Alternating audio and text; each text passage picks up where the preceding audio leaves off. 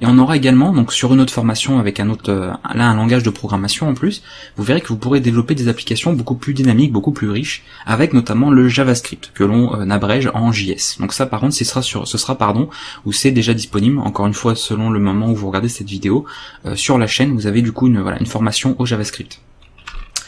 Donc du coup, pour résumer ce que j'ai dit, le HTML c'est vraiment pour le fond, d'accord, de votre page web. C'est vraiment le contenu, d'accord, les informations, ce genre de choses.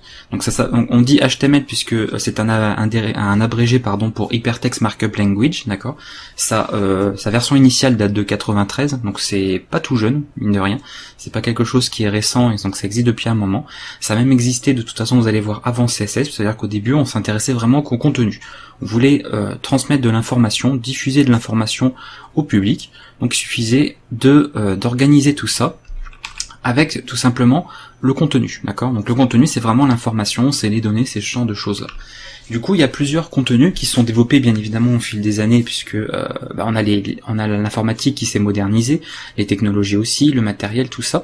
Donc ça a permis d'avoir des choses de plus en plus, on va dire, un peu plus modernes, un peu plus riches. Donc on a commencé évidemment par des textes, on a eu des liens, des listes, des tableaux, les tableaux pour permettre d'ordonner tout un tas d'informations. On a des formulaires de saisie, ça je pense que vous avez l'habitude avec les formulaires, hein, si tout ce qui est administratif ou autre, vous voyez qu'il y a des formulaires un petit peu à droite à gauche. Quand vous vous inscrivez sur un site, vous passez par un formulaire. Ce genre de choses. On a maintenant tout ce qui est média, de plus en plus, hein, donc l'affichage d'images, de sons, de vidéos. Hein. Par exemple, ici vous êtes sur YouTube, et bien vous êtes sur un média vidéo, d'accord, donc ça utilise justement le HTML. Et on a aussi des intégrations externes, et ça on en parlera de toute façon au cours de la formation, donc c'est l'intégration par exemple de lecteurs, ce genre de choses qu'on peut retrouver plus tard. Le CSS, du coup, lui, c'est vraiment pour la forme, d'accord. Il sert vraiment à ça, c'est-à-dire que le contenu doit déjà être impeccable à la base, d'accord. Il doit déjà parfaitement conçu, parfaitement produit, en fait, d'accord, parfaitement écrit, parfaitement formaté. Et à partir de là, avec le CSS, on va faire la mise en forme de nos pages. Donc c'est vraiment pour ça. CSS, c'est pour Cascading Style Sheets, d'accord. Donc vous voyez que c'est arrivé en 96, c'est-à-dire 3 ans après le HTML. Donc c'est arrivé que plus tard. C'est que plus tard qu'on s'est dit, bah tiens, que ça pouvait être sympa quand même de mettre un peu en forme nos pages plutôt que d'avoir juste du texte noir sur un fond blanc. Donc grâce à ça, on a pu introduire pas mal de petites choses. Et c'est vraiment, donc, comme je vous l'ai dit, de toute façon, pour la présentation d'une page. Donc ce qu'on appelle en général le design, d'accord. Faire le design d'un site web, ça va se faire avec CSS. Du coup, on retrouve tout un tas de propriétés, c'est-à-dire sur lesquelles on va pouvoir intervenir. Donc je vous ai dit par exemple qu'on allait pouvoir jouer sur les couleurs. Ça évitera par exemple d'avoir toujours du texte noir sur fond blanc. Donc on va pouvoir intervenir sur le style du texte, d'accord. C'est-à-dire est-ce qu'on peut donner un affichage en gras du texte, est-ce qu'on peut le mettre en italique. Je parle vraiment affichage visuel, d'accord. Je parle pas au niveau formatage. La police de caractère, carrément, on va pouvoir complètement modifier la police de caractère. Après il va y avoir des notions de couleur, donc on va pouvoir changer la couleur du texte, changer la couleur du fond, changer la couleur de différents endroits en fait de ce que l'on va mettre en forme sur notre page. On va pouvoir gérer tout ce qui est alignement, tout ce qui est marge, de faire des bordures, de réserver des zones spécifiques, d'accord, au niveau de notre page pour pouvoir, comme des boîtes en fait, imaginez comme des boîtes que vous allez pouvoir placer un petit peu aux endroits que vous voulez pour former carrément un design, d'accord, un espèce de thème, un kit graphique en fait au niveau de votre site.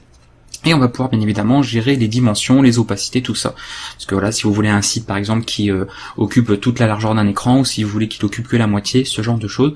Également un site qui soit responsive, c'est-à-dire qui s'adapte en fait en fonction de la taille de l'écran. C'est-à-dire que si vous êtes sur un PC, il s'affiche en grand, si vous êtes sur une tablette, un peu plus petit, et si vous êtes sur un smartphone, il s'adapte également. Donc ça s'appelle du responsive design.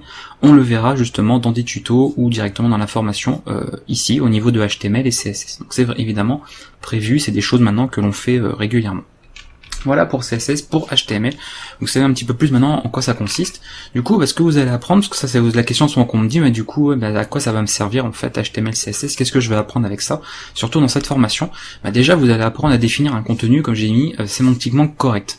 Un contenu sémantiquement correct, ça veut dire, alors là, ça concerne les moteurs de recherche, c'est-à-dire que les moteurs comme ceux de Google, les robots pardon de Google, de Bing, de Yahoo, etc., qui vont passer sur votre site, c'est-à-dire ils vont analyser vos pages, et selon la manière dont vous avez utilisé le HTML pour, si vous voulez, produire le contenu sémantique de votre page, il va le traiter différemment. C'est-à-dire que si vous avez mis en évidence certains passages, d'accord, dans un texte, les moteurs de recherche vont savoir leur donner l'importance qu'il faut. Si vous avez des titres, ils sauront le faire. Si vous avez un menu, ils pourront afficher un menu dans les résultats de recherche. Donc ils pourront en fait se comporter par rapport à la manière dont vous avez produit, que vous avez conçu vos pages web. Donc ça c'est super important, et vous allez voir que ça va rentrer en compte aussi dans des points encore plus importants que ça. Ça permet évidemment, vous allez apprendre à mettre en forme votre contenu, donc avec CSS comme on en a parlé. Donc l'intérêt, c'est de pouvoir faire un design, vous allez pouvoir faire un site responsive, vous allez pouvoir choisir la couleur d'un site, est-ce que vous voulez quelque chose qui soit très moderne, alors quelque chose d'un peu ancien, quelque chose de fantaisiste, quelque chose, enfin vraiment vous aurez un petit peu tous les choix possibles et inimaginables avec la mise en forme grâce à CSS. Vous allez pouvoir également garantir l'accessibilité des pages. C'est-à-dire qu'on va beaucoup s'intéresser aussi, donc pour ceux qui voudraient développer ce genre de choses, à l'accessibilité. C'est-à-dire qu'il faudra que votre site il soit facilement accessible, facilement intuitif à son utilisation. Il faudra qu'il soit prévu éventuellement dans certains cas pour des personnes malvoyantes ou des personnes qui sont sourdes ou autres. Il y a plusieurs solutions qui sont possibles sur un site. Il peut y avoir également la mise en forme d'un site pour les daltoniens. Donc tout ça c'est des choses qu'on peut faire. On peut parfaitement développer un site en garantissant une certaine accessibilité pour certaines personnes qui auraient des difficultés à naviguer sur un site web. Donc ça c'est important aussi, c'est des choses qui sont tout à fait possibles.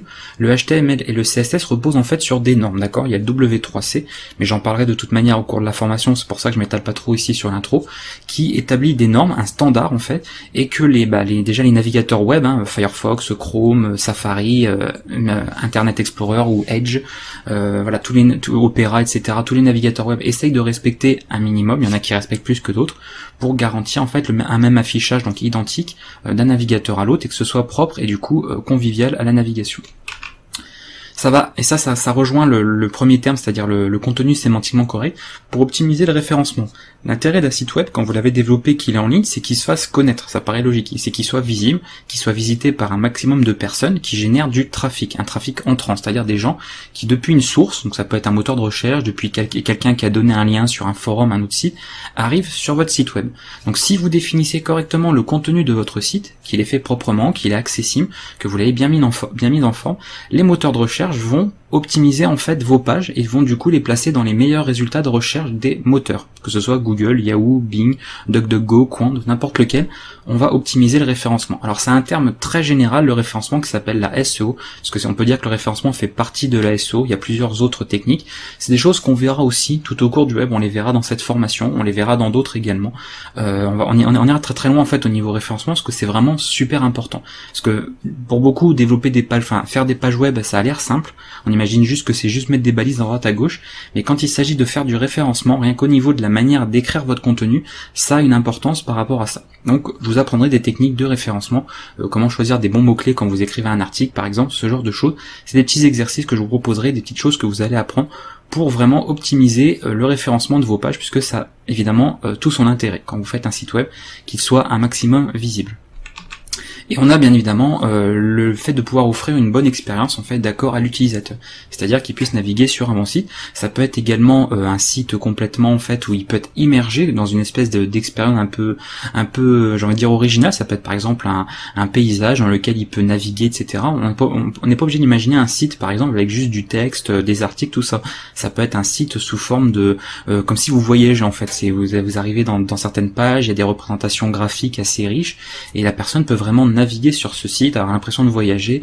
On peut faire par exemple une visite d'intérieur d'une maison via un site web où la personne peut visiter une maison en 360 degrés. Il y a vraiment beaucoup de choses possibles. Donc toujours sur la base de HTML, CSS pour concevoir des pages, et après avec d'autres choses qui vont pouvoir être ajoutées, notamment, comme je l'ai dit tout à l'heure, le JavaScript pour enrichir vos contenus, parce que vous verrez que JavaScript va permettre de faire des choses beaucoup plus dynamiques, beaucoup plus modernes aussi, mais part évidemment de la base qui est HTML, CSS. Dans tous les cas, ça vous pouvez pas vous en passer, c'est vraiment le point de départ. Le point de départ en web, c'est HTML, CSS. Après, vous pouvez partir sur du PHP, du Python, du JavaScript, et une fois que vous avez ce gros bagage-là, vous pouvez développer absolument tout et n'importe quoi en ce qui concerne les sites web, donc c'est plutôt sympa. Voilà, donc du coup, écoutez, si vous êtes partant, donc ce qu'il faut savoir, mais ça je fais juste un petit rappel, mais bon, vous le savez, pour ceux qui ont l'habitude de la chaîne, mais je parle surtout à ceux qui débarquent, le cours est progressif, c'est-à-dire que si vous pensez que vous serez pas capable de suivre ces vidéos, que c'est trop compliqué pour vous, que vous êtes trop vieux, comme des fois on peut l'entendre, ce genre de choses, c'est comme toutes les autres formations que je propose, c'est accessible aux plus grands des débutants, et après on va vraiment très loin, c'est-à-dire que c'est pas parce que vous êtes débutant au départ pour certains, que du coup on se contente juste de la base, et puis après on s'arrête là, et puis c'est tout. Non, on part vraiment de rien du tout, de la base, mais après on va très loin. c'est-à-dire qu'on va dans des choses très complexes, très techniques. Voilà, l'intérêt c'est que vous ne restez pas débutant, sinon ça n'a vraiment aucun intérêt. Si c'est juste vous proposer la base et puis que vous en restez là, c'est assez frustrant, et puis du coup vous vous rendez pas forcément compte du potentiel que vous avez, des compétences que vous pouvez et que vous aurez acquis. Donc on ira vraiment sur quelque chose d'assez technique, vous aurez vraiment une formation complète. On va parler de référencement, tout ça. Donc vous allez voir beaucoup de choses en fait en une seule formation déjà, et vous aurez surtout un très bon niveau. Vous serez capable de concevoir des vrais sites internet, des vrais sites web, des vraies applications web. Donc c'est vraiment intéressant. Donc c'est un cours progressif. Il est disponible pour tout le monde. Il est à la portée de tout le monde. Ça je le dis et je le redis. Il y a personne qui peut être dénigré, ou personne qui peut être mis en handicap, en situation de handicap par rapport à ce cours. C'est vraiment accessible pour tout le monde. À la base, parce que vous savez que c'est pour certains que c'est une formation que je suis en train de réenregistrer, d'accord, de mettre à jour. Avant, j'avais parlé de proposer